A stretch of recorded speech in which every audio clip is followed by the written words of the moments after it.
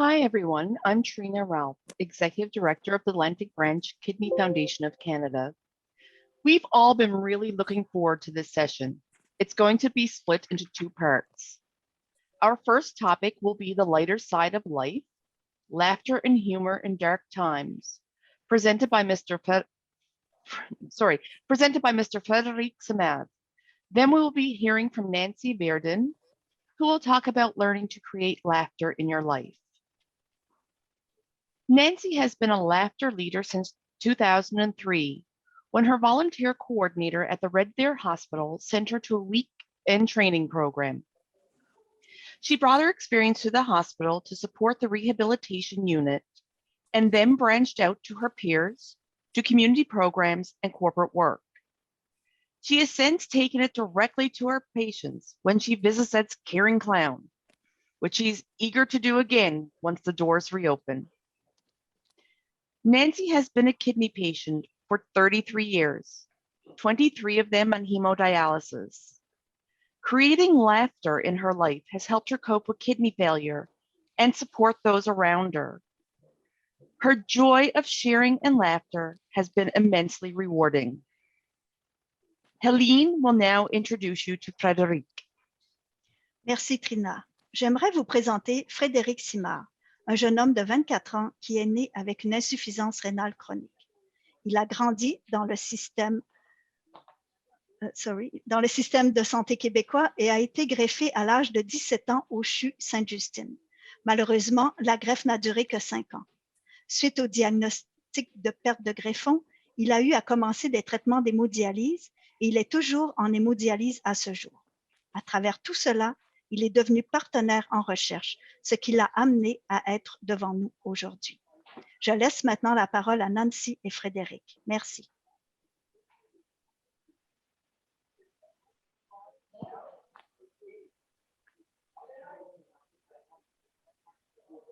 Sorry about that. I had to unmute myself. I'm Nancy, and Frederick is, well, he's right in front of me. Hi, everybody. I'm Frederick. So we're going to do this together because it was, we thought it was a way that we could actually enhance everybody's experience. So first of all, a big thank you for the introductions. And I'd like to take an opportunity to thank the organizing committee for pulling this off. This has been an amazing experience. So where we'd like to go is to give everybody a chance to relax and unwind from all the information. It's been an intense, informative few days, and it really has been very useful. So let's take a deep breath in. So everybody take a deep breath in. And let it out with a sigh. Oh. Now take another deep breath in. And let it out with a giggle.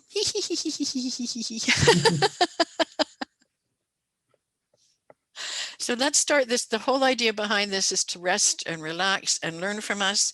And hopefully we'll give you some new ideas or reinforce some of the ones you have already. So the first thing I want to do is to explain what humor is. Oops, I'm getting some background. Yeah. Thank you. All right, so humor is actually a very personal thing. It's a combination of your language, of where you grew up, of what you know. It's all of those nuances that come from your community. So for instance, if you told me an accounting joke, I probably wouldn't get it because I'm a retired occupational therapist. On the other hand, if you told me an occupational therapy joke, I'm more likely to get it. So humor is about understanding the story or the joke or the situation that you're in. Laughter, on the other hand, is the physical reaction to humor. So it might bring you a smile. It might make you think a little different, make you shake your head, or you might actually laugh out loud. And when you laugh out loud, that's your body actually responding to the humor and amusement that's happening in your life. The neat part about laughter is that it can be done without telling jokes and stories. And I will get into that a little later. And as a bit of an advertisement for me, at the activity break, after Fred and I are done, I will be actually doing a laughter exercise for 10 minutes. So hopefully you'll join me and get a chance to play along. So going on from there, Frederick, can you help me out? Can you tell me what was your journey in finding humor in dark topics? I mean, I would say it started a long time ago, right? So I feel like this is a journey that still continues on today because it is something that you kind of work out. It is something that you practice at some point in your life or on different level and different experience about it. And so I started off when I was a little bit younger. I think it started because of my parent, actually. We used to go to these appointment at the hospital, and sometimes you would have good news. Sometimes there would be no news, but sometimes there would be some bad news, or we would have to actually talk about some darker topics as the subjects propose it. And what would happen is that even though I found something, or the doctor were saying negative things, or bringing topics that are a lot harder to process or to talk about, my mom always had this sense of something funny, so everything that was bad has a lighter side of it, and to see it was the practice of it was to really uh see something less um a more happy way, a more lighter way. And it started off when I had the first of bad news. Usually, when I had some news from a doctor from my blood test or whatever, and we would have these um, results coming in that were not too good and were probably sign of an infection or a bad news, whatever. And at least there was a good side of everything, is that we knew there was something bad coming up. So that's just a way to example that even though there was a bad blood analysis, now we knew that there was something going wrong with me. So there was this side of it that was just make it lighter, and then you could possibly get a little joke about it, or you could bring another topics that it brings in more positivity into this darker side of things. And that happens in many ways in my life in different level. And so yeah, this is pretty much how I kind of got in touch with that. Okay, and that's a good point, because often for those of us that find humor in dark topics, it's something that we grew up with, an optimistic side. Like you said, the idea that even with bad news, you could prepare for the next step, and that there might be a lighter point in that. And sometimes it doesn't happen right away, but it can come to you in time. And I think that's important to know as well. That and so this follows into how, first of all, I think a good idea would be for you, if you're willing, to define what dark topics means to you. I feel there's two aspects of it, right? There's the side of it could be like literally the word suggested, a dark topic. So it's just something a subject that we would be a little bit less inclined to talk about, something that may be creating a more emotional response, something that could be a little bit more personal. So that's the side of it. It always brings some negativity. We think about it and it brings negativity. So this is the first side for me as a perspective of dark topic. The other side of it is really the bad news side of it. So like we could have like a bad news saying, oh, this or that happened, or this or that's going to happen and it's bad. But we can also have a suggestion of an event. What I mean by that is to say, this is going to have to happen, or this is the next step of something. We need to talk about it. We need to start figuring out solutions or idea concerning this certain situation. So for me, a topic can also be the discussion about a certain moment or a situation per se. Okay, we had a great conversation the other day about dark topics having a gradient. So they can be really deep and serious, and maybe not so serious. Would you like to tell the story you told me the other day about dialysis? Oh yes, I know the one you're talking about. Okay, so the thing is, we like Nancy said, we talked about that a little bit beforehand. Is that we don't always have to see humor in the darkest of the time, right? So that's what she means by a gradient, is that sometimes we just find yourself bringing a lighter side of things in just everyday moments. And as the example was coming, is that I do dialysis 3 times a week, and my dialysis are usually in the afternoon. And so I have a dialysis on every Friday at 4 p.m. until 10 p.m. And so it's Friday, right? It's the end of the week. Everyone is a little bit tired. It's not a bad day. I had a good day at work. Had some fun, but it was not a classic day of everyday routine. And so I go to my dialysis, and I don't really want to. It's Friday night. I would like to hang at home, maybe with my cat, watching Netflix, doing something relaxed. And it turns out I have to go in dialysis. And so the nurse comes out to get me at the triage, and she looks at me, and for a second, we both look at each other, and we both know, like, we don't want to be here. It's the end of the week. It's that's it. I don't want to be here. I don't want to do my dialysis. And she's been working from 7 o'clock in the morning. She wants to go home too, but she's still gonna have to be there with me until 10, 11. So she just looked at me and she's like, well, let's get the hell out of here. Like, no, let's not do anything. I'll give my shirt off and let's just get out. And so what she meant by that was just really to say, like, I don't want to be here, and I understand you look like you don't want to be here, but let's do it together, and let's just make it, a little bit funnier. And just by that little laugh that we exchanged together, that little joke she made, knowing that for me would maybe have an impact, it made my dialysis, it made that 4 hours so much better. It almost looked like it went faster.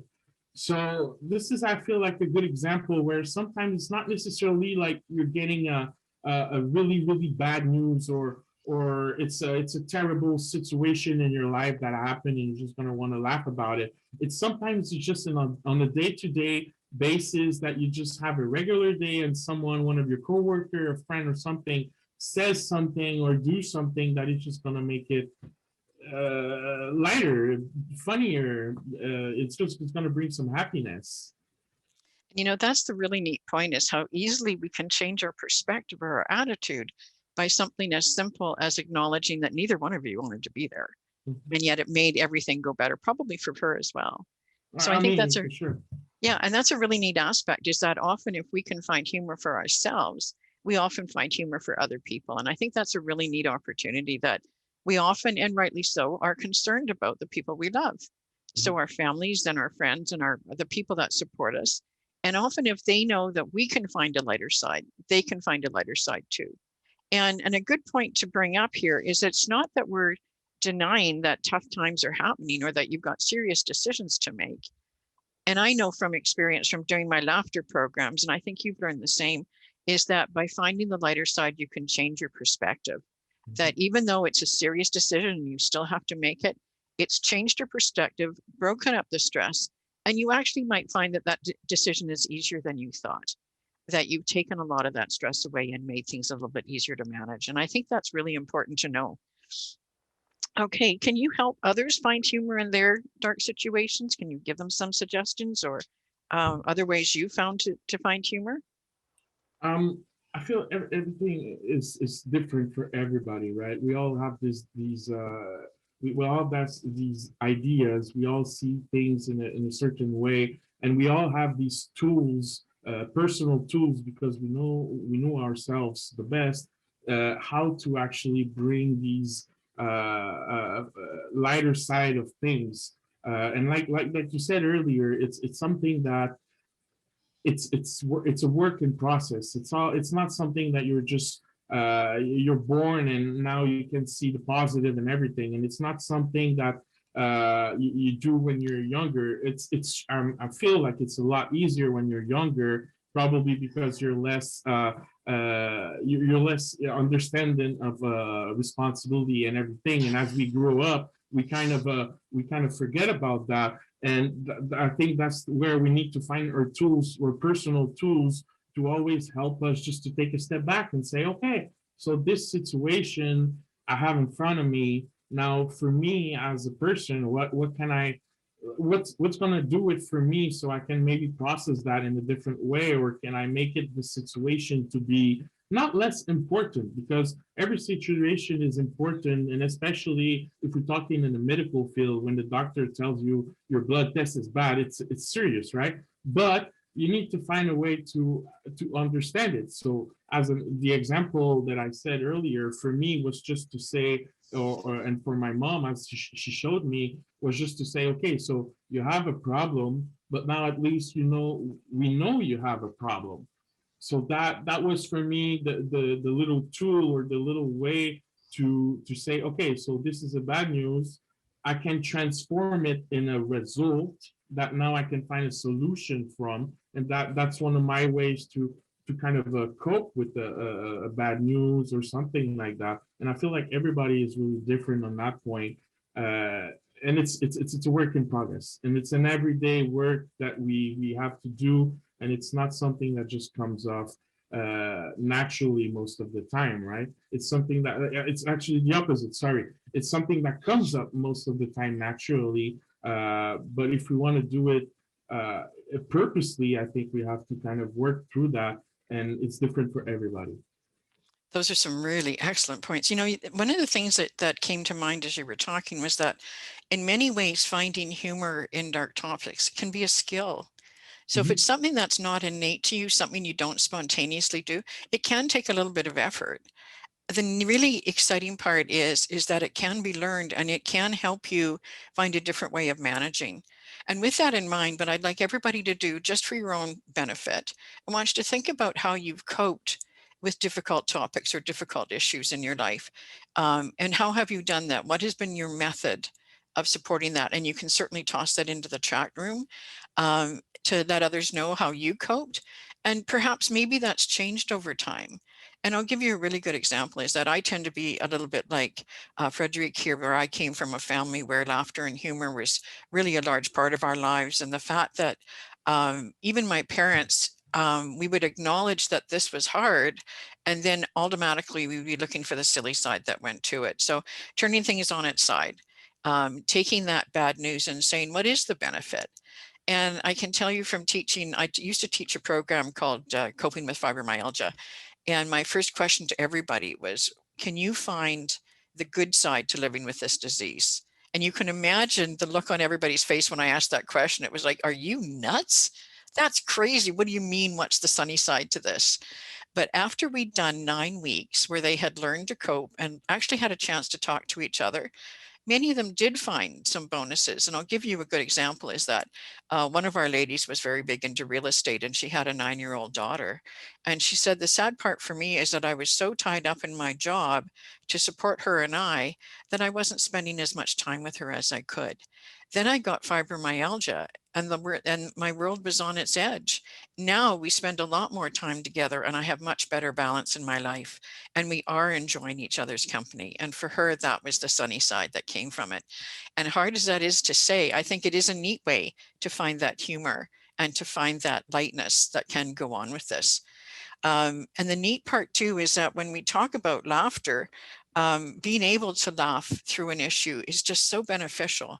It makes you take a deep breath. You get a little bit of belly exercise. You get a chance to relax and take a break from what's going on. And the really, really big benefit I find is that laughter is the shortest distance between two people, that laughing naturally is contagious and others want to laugh with you. And you can change the whole tone of what's going on by having a good laugh. And my experience was that I was actually just at the end stages of rejection, and I was really needed to have my transplant removed because for some reason we couldn't leave them in. My body had to have them removed, or I just continued to be sick all the time. So we came up with that solution, and needless to say, I was disappointed because transplant was a lot easier than dialysis, and I was really happy with it. However, I also was not well. My kidney was not functioning well, and I wasn't doing well. So when we finally came up with the date, it ended up being New Year's Eve or the December 30th, the day before New Year's Eve. So that week before, I actually quite literally had a party that I enjoyed every moment, eating everything that I wasn't supposed to and drinking beer and having fun. And it was such a wonderful celebration. And we did laugh and tell stories and had a great time. And it was so much fun, in fact, that when I went to have the surgery, I was so relaxed. The butterflies were gone. It sounds odd to say this, but I was looking forward to getting my life back because I'd gone through tons of testing. It was interrupting my life. I just wanted my life back. And when I got it back, I discovered my transition back to dialysis wasn't nearly as hard. That I was a crash start. So I went from 0 to 100 in 60 seconds, not knowing what was going on. This time around, I was healthier. I was more relaxed. I knew what was coming. And the transition was a lot better. So all that laughter the week before transitioned into, well, I didn't laugh quite as much. The surgery made me hurt, but it was definitely well worth it. And so those are some of the perspectives you can take on incorporating laughter and humor, and recognizing that it really is a healthy way that can support you through some tough times. And I'm wishing that I could read through all the answers in the chat room. Maybe you can take a look at that for a minute, Frederick, because I talk a little bit more about laughter. So this program actually started in India by a cardiologist, and he wanted to know if laughter really was the best medicine. And the story goes that he did start with a program that ran about 2 weeks, and it was all about stories and jokes. And then they found out that they ran out of stories and jokes, and they weren't funny anymore, or the jokes that they were telling were hurtful. And he asked everybody to give him one more day. And he went home and went, how can I fix this? And he discovered that if he pretended to laugh, his body didn't know the difference. And he also found out that if he pretended to laugh, his body actually switched into a real live belly laughter. And as he was playing with this at home, he found his kids joining in and the people he worked with. And he said it turned into a lot of fun. And it became a program in India where they actually, many people meet for 15 minutes every morning as they're walking in these beautiful gardens, and they laugh for 15 minutes and they feel better for the whole day. Now, Canada, that's a bit harder, especially right now. Standing in the snow and laughing is maybe not quite as comfortable, but it's still something that we can do for ourselves. And it's something that I can really see taking to another level. And I know that when I worked in the rehab unit, I would take it on a Tuesday night. We'd go and do an hour, and the difference in people's moods was wonderful. Many of them were going, and we talked about dark times. Yeah, these were dark times. Their life had changed completely. And we found that when we laughed together, that they found that energy to cope better, that I would actually meet some of them in the hallway. This is the same hospital I worked in. And they would meet me with ho, ho, ho, ho, ho, ho, ho. And next thing we'd both be laughing, or the people beside us would be smiling. So laughter is just this wonderful, simple method that can change everybody's lives and can change how we feel about what's going on in our lives. So this is just, and you know, the neat part too is that I'm solo. You can do it at home. You don't have to have people around you. I do wonder if my neighbors think there might be something bizarre going on at my house because I'm in a duplex, but I don't know. They haven't said anything, so I'm not sure. Okay, so with that in mind, let's go to poll question number 1. So we will get Chantel, I think, or oh, there we go. Great. So when do you find yourself laughing? Quand est-ce que je me retrouve à rire? So we'll get everybody to please click on one of the answers below. Oh, wow. Oh, so I guess we have to answer it too. Do we? I don't know, because I'm No, getting. I don't think so. I can't. Oh, interesting. Okay. Well, that's impressive. I guess with the COVID situation, a lot of people have been watching movies, huh? That's true. Oh, I can see I don't have. All right. And so with that in mind, have people been watching more movies? Have you been, what have you been doing to occupy your time? Has it been fun? We'll get some of that in the chat box. So what did you see for results? I'm not getting that one. I don't think I'm a co-host. Yeah, I think the there it winner is. Watching. Yeah. Oh, there we go. That's where you got that from. So 75%. Wow. Yeah, that's a lot. So that's actually the perfect question then.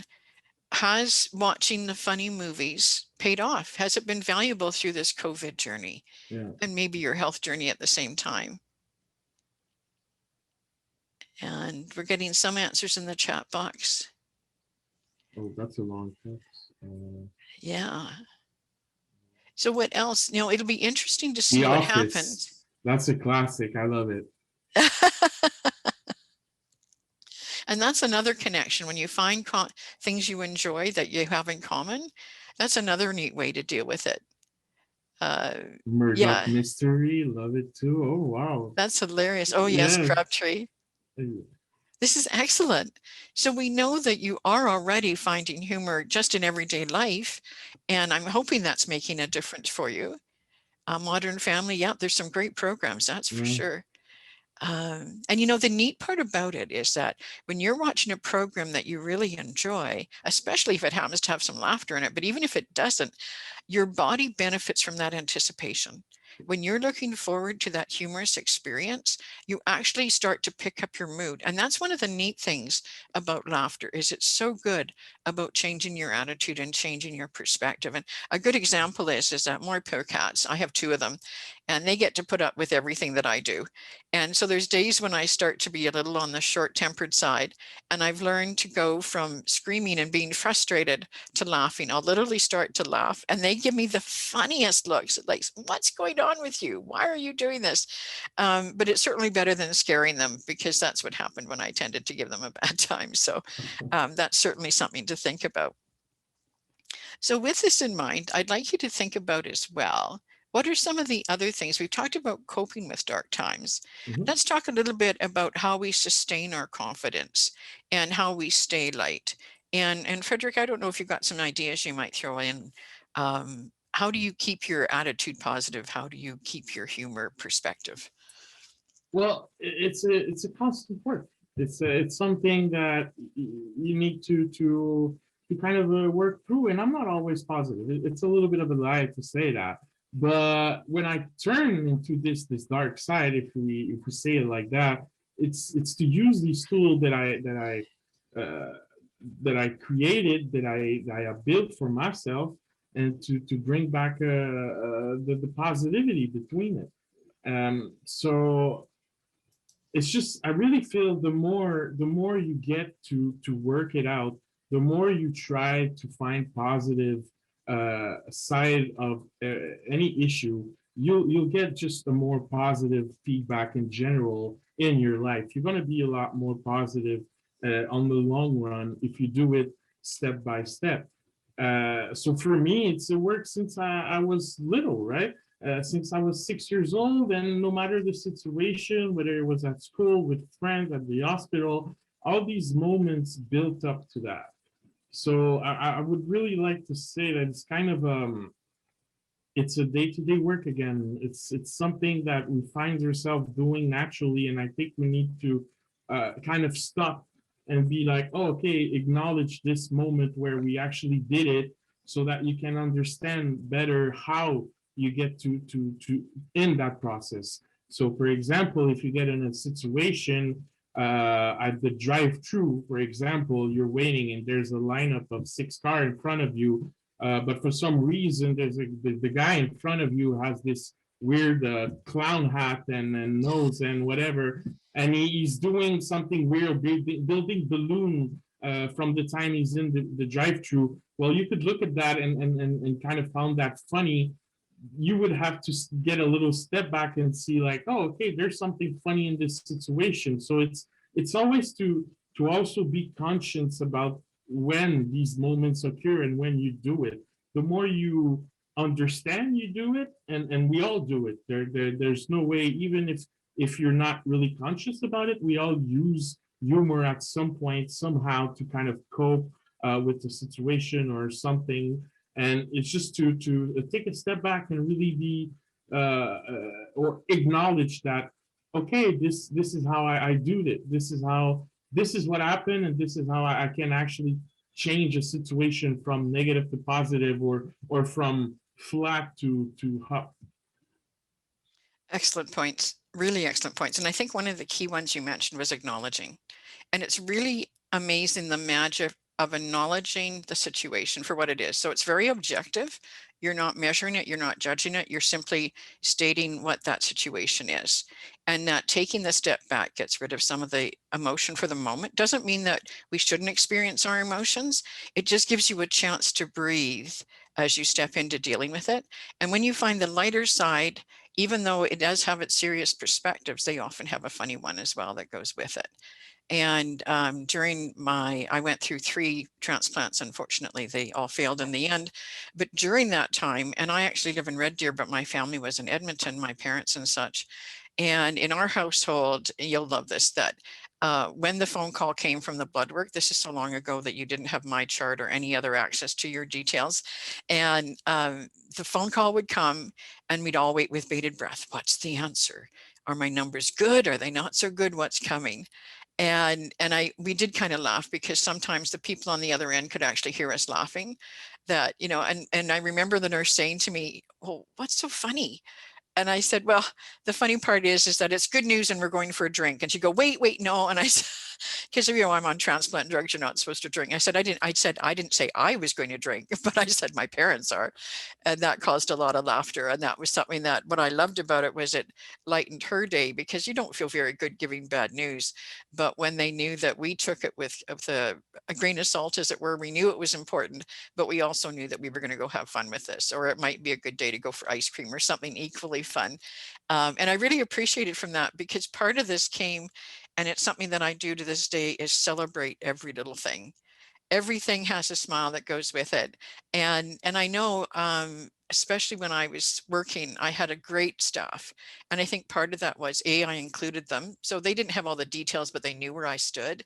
And that was really helpful, because then they weren't guessing and they didn't have to wonder why I was behaving bizarrely. But also I tended to greet the day with a big smile. Good morning, how are you? And what's your day doing? And even if I had to say to them, you know, I'm really tired today, would you please help me by bringing my patients, or would you mind picking up my lunch? That it turned into part of our lifestyle. But it also meant that I got all this positive support back. It really breeds laughter in everybody else. And, you know, it also built my support network, so that I had people to turn to when times were tough. And sometimes they could see the humor that I couldn't. And that was brilliant, because they would share it with me. And next thing you know, I'm more relaxed and I'm laughing. And I found that confidence. And I found that strength to deal with the difficult situations that we had coming by. So it was such a neat way of building those networks. And I think that, as you pointed out, that sometimes it takes practice, but the more you do, the easier it gets. And I think it is important to recognize that it's a skill. And this comes from my mental health training as well. We really can rewire our brain to see the funny side of life. Mhm. And although it might give me a particularly, I know people used to look at me sometimes and think, you're a little weird. Where do you get these Happens ideas to me from? all the time. Yeah, there you go. Sounds Yeah. familiar, doesn't it? So I think that those are the kind of things that if we recognize that we can learn how to do this, that even greeting the day with a smile, we might not feel like it. But also, I see a few things about pets, that just my cat's giving me a cuddle or making me sneeze because I've got fur in my nose or something like this, that it's all extremely valuable. And actually, we're running out of time already. So let's go to poll question 2. Yeah. Where is it? There it There is. you go. You want to do it in English? Yeah. Could you give me 1 or 2 symptoms that you have after laughing? Seriez-vous en mesure de me donner 1 ou 2 symptômes que vous éprouvez après avoir ri?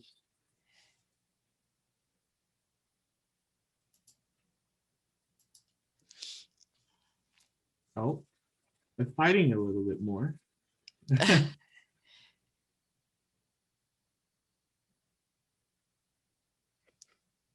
That's the thing you see with laughter, is that we make it seem so natural and easy, but it's an everyday work. Yeah. It's something that, as you said, we need to kind of rewire our brain to make ourselves enabled to see this positive side on everything. Okay. And you know what? I actually see there was a question about, could I talk about laughter yoga? Now, the neat part about that is that laughter yoga was actually the yoga that came from, or the laughter program that came from India. And no, just so you know, we don't do yoga positions. We're not having you standing on one leg, although I do support yoga. It's a great thing. The laughter portion is the deep breathing and the benefits that come from it, because the benefits you get from yoga, so the relaxation, the stretching, because we do a lot of activities, a lot of action rather with our laughter, and the deep breathing is really significant into building relaxation. And so when we do laughter yoga, the laughter itself makes you have deep breath, take a deep breath rather. Also, when you're doing, and we actually do some deep breathing as a part of it, because we can get really, you know how a good exercise program can put you in sort of that Zen moment? Well, that can happen with laughter as too. And we want to be able to bring people back to earth so that they can go back to work or what they need to do. So here's our yoga results. I feel refreshed, got 62%. Yeah. That's awesome. I mean, but that's the whole point we try to bring, right? Is that when we come out of that dark zone or that dark talk, when we are in a bad situation or we're just in a regular day, you get this positive vibe. It gets over you. You know, it refreshes you. It kind of lets you breathe out. Yeah, and you know, that's a good point, because when we have dark times, we tend to get really tense. Our Mhm. shoulders tighten, we get headaches, we can't concentrate, we're distracted, and the laughter literally breaks that all up. It helps us relax our bodies. So we get everything from my stomach hurts, more energy.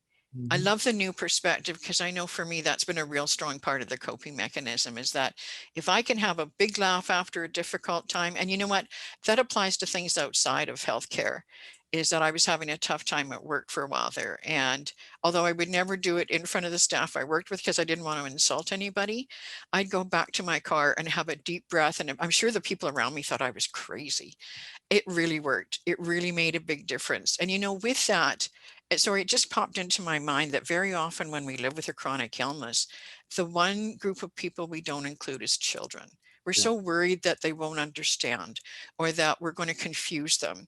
But in reality, their imagination is so much better than ours. They come up with the scariest things. And I learned that, and although I don't have children of my own, I've worked a lot with chronic illness, that including children in your situation gets rid of all that fear. So giving them information in a language that they can understand, often making sure that you're supporting it. So grandma might not be very well. She's working really hard to get better, or your company makes her feel better, so that they know that they're valuable and that they need to be a part of that. And that's where bringing things like bubbles, oops, we got background. Thank you. Um, So with that in mind, and one way to do that is to include things like balloons or bubbles, or even coloring books or things that are fun, that you can work with them on something that's relaxing and gives them a break. And the fun part is children, you see children laughing all the time. Well, there's a good thing to join in with them. So this is something important that I think you should consider. Um, when we look at including everybody in coping, and that includes humor, and that includes, because that's what they'll learn as well, that they'll learn not that you're laughing at the situation, but you're laughing in order to cope with it better, and as you experience it, they will pick that up too. Okay, we're just about coming to the end of the presentation, Almost. um, and I think, is there something you'd like to add before we close? Well, I mean, no, but you just brought up a really good point with the children and everything. I got two small sisters, and when they come see me at dialysis, it's always a beautiful moment. It always makes the dialysis so much better and lighter and funnier. Especially that when they start to understand what's happening and how everything's going on. And I mean, I don't know if you ever saw a 4 years old trying to dress for a sanitary a closed room. It's really funny, and they feel really important too. So they kind of enjoy all of that, and it brings a lighter side of it, and and everybody's laughing. Everybody's like, "Oh, it's so cute." And so I really like the children factor you brought up. Well, and you actually reminded me of a really great situation. My oldest nephew was 5 years old when I was diagnosed, and I had two situations. So you can imagine bringing a 5-year-old into the hospital and auntie's sick. And of course, it smells funny, it looks funny, they haven't been there, they really don't know what's going on. Well, my nephew is still a tech guru down the road, and he's hilarious because he comes into my room. Well, he barely acknowledged my presence, but there was a TV, a little TV with a headset. Ooh, that was the best thing ever.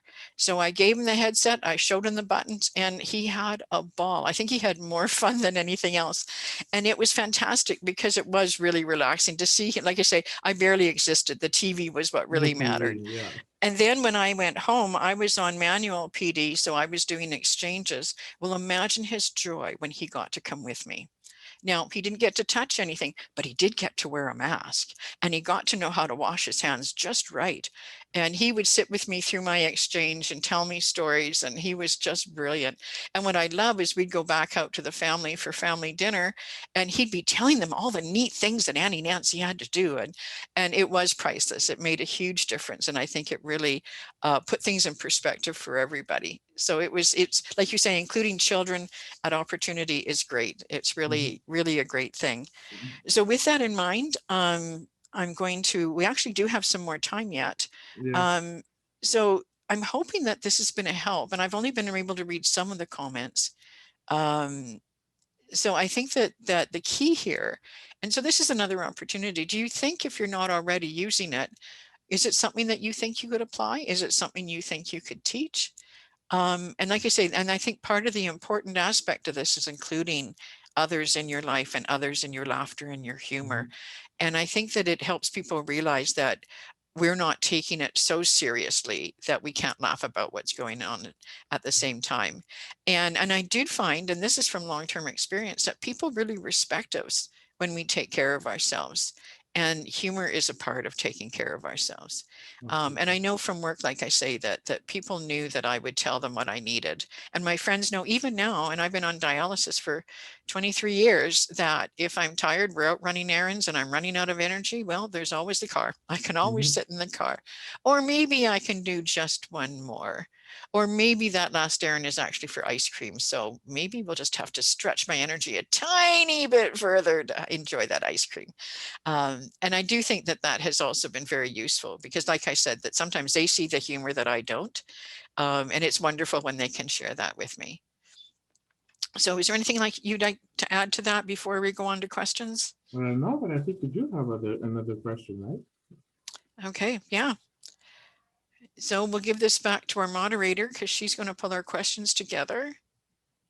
Yeah, I have some. What I've seen in here a lot are a lot of comments, and Nancy and Frederic, you really prompted people to share some of their techniques and their tips and what they do for the humor in your life. You really got people talking. It's been exciting. Nancy, I do have one question for you. It's a person has posed a question. If you can briefly speak to yoga and laughter, she believes you had done a session on that in the past. Yes, I certainly have. Um, and in laughter yoga, um, has been probably because it was Dr. Kateria that brought this up, that the reason he likened laughter yoga together is because they both bring the same benefits in the long run. So one of them is that when we laugh, we naturally take a deep breath. And if you think of back to your really deep, mirthful, almost unstoppable laughs that make you snort and do funny things like that, and afterwards your whole body feels really relaxed and you've had that wonderful deep breath, and when you stop, you're panting for air because you're laughing so hard. So your body has been, every nerve, every muscle is relaxed and is happy. And that's part of the yoga thing, even though you don't see them laughing and snorting in yoga. But when you look at how they teach yoga and the benefits of the deep breathing, when you're doing a belly breath, when you're stretching, when you're pausing and holding a pose, that we bring all those benefits. So the relaxation, the energization. So when you feel more energetic after you've done yoga, that you're all stretched and strengthened, and your body just loves you for it because you feel so good. And the neat part is we get the same benefits from laughing together. One of the stories goes that laughing for, what is the word? Laughing for, um, 30 seconds gives you 12 minutes of rowing, something like this. This is really neat connection. I go, oh, great. Well, I won't go to the gym. I'll just laugh instead. Apparently I don't have to. So the yoga part is the deep breathing. The yoga part is how well you feel afterwards. And the fact that laughing intentionally is good for you. So that's sort of the connection that that's a part of it. And I will be doing the essence of a laughter yoga session during our active break, which isn't too far down the road. And would you say that this is something also you kind of work out? This is something that you practice on a basis? Yep. And it is something, and that's the really fun part, is that when you greet the morning with a laugh, even when you greet the morning with a smile, which is usually a precursor to a laugh, it does, you laugh more easily. Things are funnier. You do see, at least for me anyway, I do see the silly side to life more often now that I've been doing laughter programs since 2003. Good point. Thank you for that. What else is on the question list? Again, not a lot of questions, but I want to share something with you that was posted in the chat because I found it particularly funny and lighthearted while addressing a serious situation. So it was from one of our participants, and I want to read it out because I'm sure not everybody is reading the chat. Sometimes my husband sings for me and uses his PD catheter as the microphone. This makes me laugh. We take his sickness seriously, but sometimes it's good to relax with that just for a little bit. Brilliant. And just, yeah. Brilliant, yes.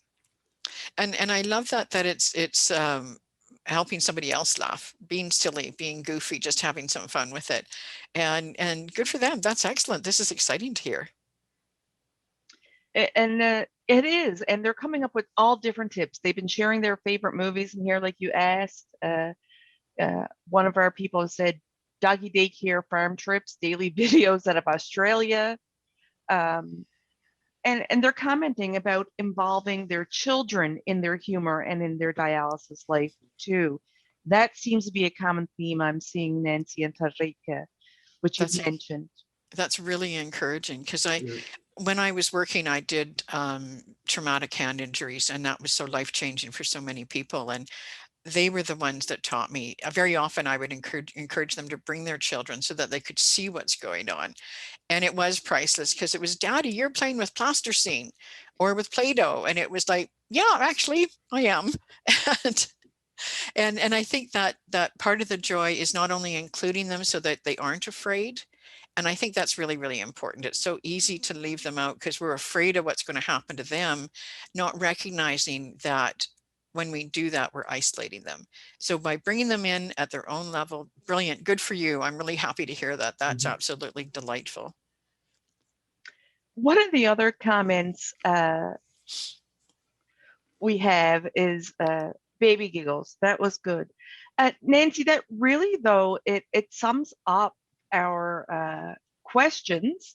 So I think what we could do is we'll move into the next segment, but I want to thank you and Frederick, especially Frederick, for sharing your experience with us, and Nancy for really teaching us to laugh, and you really generated some great conversation in the chat. It's certainly something we can all benefit from, especially now. Once again, if anyone wants more information, please reach out to your regional kidney foundation through our website at www.kidney.ca or email us at kidneyprograms@kidney.ca. We're going to transition into your activity now, Nancy, and Nancy is going to lead us through that. Once Nancy is done with that, we are going to take a quick 5-minute break and come back here at 2:50 Eastern time for Cannabis and the Kidney. Okay, this is great. Trina. Yes? This is Austin. Can you hear me? Yep. We can, Austin. You're on for all of us right now. I'm sorry, I'm a bit late. I was busy doing something. Okay. If you can I wasn't smoking. Listen, I wasn't smoking cannabis. I promise. Okay. If we can just, Nancy's going to lead us through an activity on laughter now. Austin, we're going to ask everyone to keep themselves muted. Okay. And we'll be right back. Okay. Okay, so if we can certainly put your screens on, because watching everybody participate is really important. The sad part is that due to background noise, etc., we can't put the mics on. So what I'm going to do is I'm going to lead you through a laughter session. And the idea behind this is that it's good for everybody, but the key is it's also voluntary. So if you're not comfortable laughing for any reason, that's quite all right. The neat part is that even watching and observing other people laugh is good for your soul as well. And we know that from experience, and sometimes we'll get with teenagers and it's, you can't make me laugh. And yet by the time we're done our session, that at least they're smiling and trying not to laugh, or at the minimum, they're actually getting a benefit from it. So it is a really valuable experience, and I certainly encourage you all to join me. And now you can do it depending on your cameras. I apologize, I'll have to stay seated in order to be seen. If you can set your camera up so you can stand, that's a good thing. It can be done sitting, it can be done standing. The movement is part of the laughter because it helps bring laughter to us, but it also is good for our body and just generally makes us feel better. So I did tell you a little bit about Dr. Madan Kataria. This was 1995, and it has actually spread to more than 5,000 programs across the world. It's actually international. And Laughter Yoga is actually not for profit. There is the World Laughter Tour out of the States. It is for profit. What I love about the Laughter Yoga is he actually says, when we're done this session and you've had a chance to try it out, take it back to your family. You don't need an instructor to do it, although having someone lead you is a lot of fun. I think it's a really great idea to share it. Take it with you, move on with it. The other thing to remember is that you really shouldn't experience any pain at all of any kind. And if you do, take a step back, take a deep breath, take a rest, and then come back and join us again. So the first thing I'm going to teach is a chant, and the chant is all about letting us know when one exercise is done and when the next one is starting. So we're going to start by clapping our hands. So we're just going to start, and if you clap your hands with open flat fingers, you're actually triggering the energy pressure points in your body. And it's actually, although I didn't clap my hands, it was a great way. You remember when we did in-person conferences? Well, if I pinched my fingertips, it helped keep me awake. So it was a really good thing. Okay, so let's switch that over. We're going to switch to a rhythm, and it goes 1, 2, 1, 2, 3, 1, 2, 1, 2, 3. So please join me. 1, 2, 1, 2, 3. One more. 1, 2, 1, 2, 3. Now we're going to add words to it, and it goes ho, ho, ha, ha, ha, ho, Ho, ho, ho, ha, ha, ha, ha, ha, ho, ho, ho, ho. One more. Ha, ha, ha, ha. ha, ha. Now we're going to do the chicken dance with it. So it goes ho, ho, and then do chicken wings. Ha, ha, ha. Ho, Ho, ho, ho, ha, ha, ha, ha, ha. ha. Ho, Ho, ho, ho, ha, ha, ha, ha, ha. One ha, more. ha. Ho, Ho, ho, ho, ha, ha, ha, ha. ha, ha. Now we're going to add some dance to it. So you're going to clap up. Ho, ho, clap down. Ha, ha, ha. Up, ho, ho, ha, ha, ha. One more. Ho, ho, ha, ha, ha. Okay, so the whole rhythm goes like this. You're going to do ho, ho, ha, ha, ha 3 times. Then you're going to throw your hands in there and go, yay. Are you ready? Let's do that together. Ho, ho, ha, ha, ha. Reach up. Ho, ho, ha, ha, ha. Ho, ho, ha, ha, ha. Hands up. Yay. Okay, so each time we do that, it will tell you that one exercise is over and the next exercise is starting. So part of Dr. Kataria's idea was to step out of our adult analytical thinking brain and talk nonsense to each other. And the idea is that you can use a single syllable, nama, nama, nama, na, or you can use a whole sentence. So I want you to have a conversation ostensibly by yourself, and we'll do that. I'd have it with my cats, but they're gone hiding somewhere. So a nonsense question. Lama numa nahamana ha? Nama nama huma ha na hamana ha. Lama nama numa na? Go ahead. Let's do some gibberish. Everybody chat. Lama nama numa na. Dabba dooba dooba dee da dama da. Lubba dabba dabba da. Dama nama lubba dabba da. Nama nama nama na. Okay, let's do some clapping. Ho, ho, ha, ha, ha. Ho, ho, ha, ha, ha. One more. Ho, ho, ha, ha, ha. Hands up. Yay! Excellent. Okay. So the next thing we're going to do is a few stretches. So I want you to reach way up. Stretch tall. I always thought this would make me taller, but it didn't work. So I'm going to tickle the sky and go hee hee hee hee hee. And bring them down. Okay, let's do another one. Arms up, reach up tall, tickle that sky. Hee and bring them down. Hee. Excellent. Okay, so let's move on to, let's do a couple deep breaths first. So move away from your desk. I'm going to move back a little bit. I'm going to bring your arms up to take a deep breath in. Breathe up. And let it out with a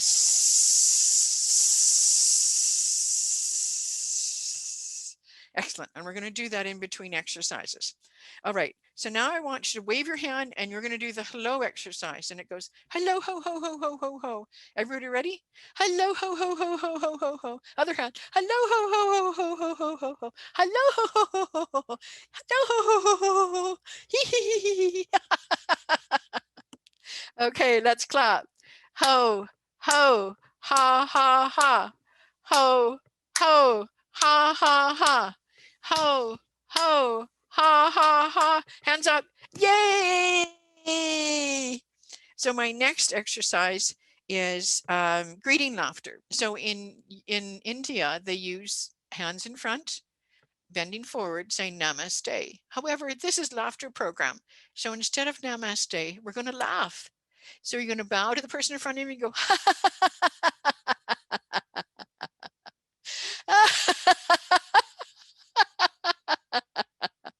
and one more.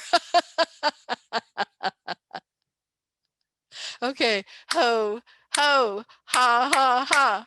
Ho, ho, ha, ha, ha. Last one. Ho, ho, ha, ha, ha. Yay! And the one that we often do is something called cell phone laughter. And this is really, really fun because most people have cell phones. And when I'm doing long-term care centers, I say, use the telephone. Whatever they have works is fine. So we're going to have a conversation and laughter on our cell phone. So pretend you got a cell phone, hold it up to your head, and you're going to do, oh, ho, ho, ho, ho, ho, ho.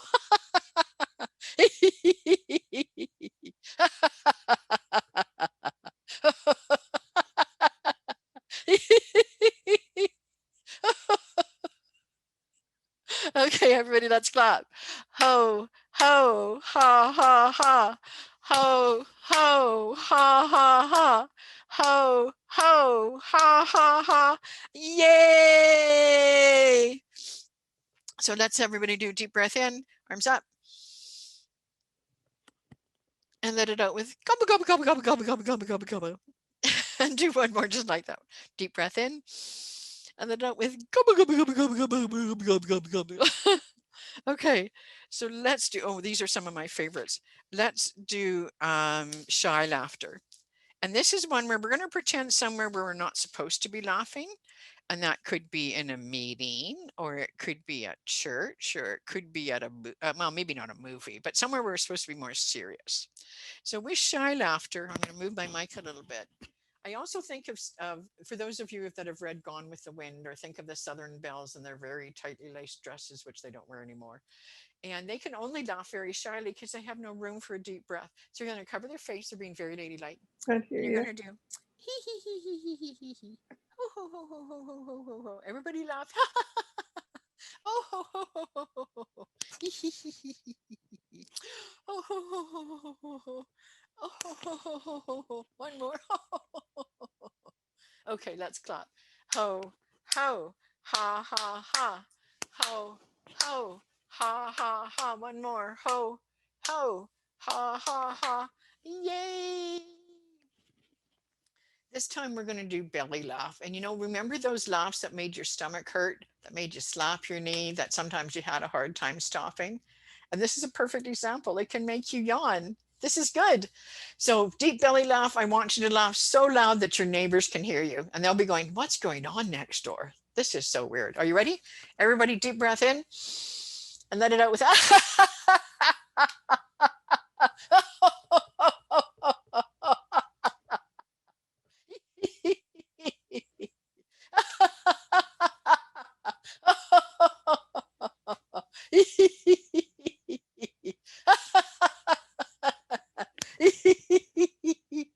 okay. Ho, ho, ha, ha, ha. Ho, ho, ha, ha, ha. One more. Ho, ho, ha, ha, ha. Hands up. Yay!